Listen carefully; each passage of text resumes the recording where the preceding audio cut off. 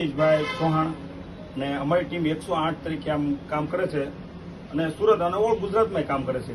આજે એક પેશન્ટ આવ્યું અને પેશન્ટને પહેલા તો અમે આયુષ્યમાન કાર્ડનું પૂછ્યું હતું કે આ જોઈ લઉં છું એમ.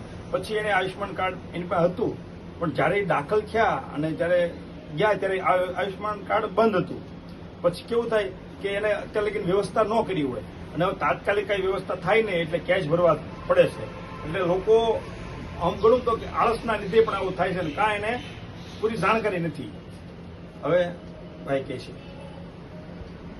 હિતેશભાઈ જે રીતે વાત કરી ને કે એની પાસે જે પેશન્ટ આવ્યું, પેશન્ટ પાસે ઓલરેડી આયુષ્યમાન કાર્ડ એને કઢવેલું છે. એટલે પેશન્ટને કંઈક ને કંઈક એમ હોય કે અમારે જે તે સમયે કોઈ ઘટના ઘટે, દવાખાનામાં જરૂરિયાત પડશે તો અમારું કાર્ડ તો શરૂ છે.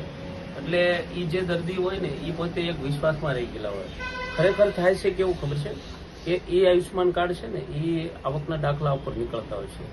એમાં સરકારે, ગુજરાત સરકારે છે ને 55,000 થી વધુ કાર્ડ અનએક્ટિવ કરેલા છે. હવે એની હું તમને સંપૂર્ણ જાણકારી આપું. 31 માર્ચ 2025 પહેલા જે કોઈના આવકના દાખલા ઉપર જેને કાર્ડ કઢવેલા હોય ને એ બધાના કાર્ડ સરકારે જાજાકરાના રદ કરી દીધા છે.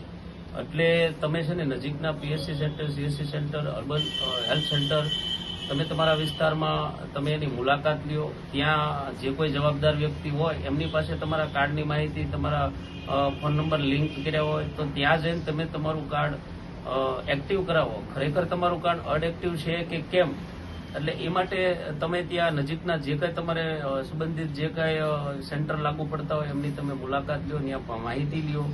અથવા જો તમે એવું નહીં કરો અને તમારે પણ કોઈ ઘટના ઘટશે ત્યારે તમે હોસ્પિટલાઇઝ થશો ને ત્યારે તમારે કાર્ડની જરૂરિયાત પડશે તો સરકારે તમારું કાર્ડ ક્યાંક ને ક્યાંક અનએક્ટિવ કરેલું છે તો તમે તે વખતે ડોટાડોટીમાં રહેશો એટલે આપણને વધારે મુશ્કેલી પડશે. એટલે હું દરેક લોકોને વિનંતી કરું છું કે તમારું કાર્ડ છે એ વહેલી તકે એક્ટિવ થાય એ માટેના તમામ પ્રયત્નો કરજો. તમને જય હિન્દ, જય ભારત, જય જય ગરવી ગુજરાત. આ સુરેશભાઈ ચૌહાણે જે સિંહોરવાળાએ જે માહિતી આપી છે ને એ બહુ અગત્યની છે.